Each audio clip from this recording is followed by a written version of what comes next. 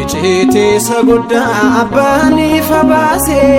ilmay sajalatu goftan ubadase makasa suratni isaytin bullo waqayyo nuf kenne afura kulkullu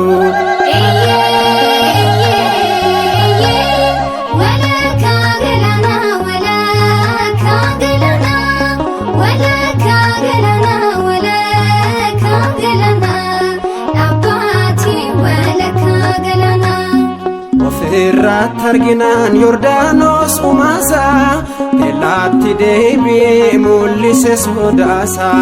Muftaan hunda uume gaduuf qabuudhaani Cubamuusaan kunuunuuf bu'ee nagaani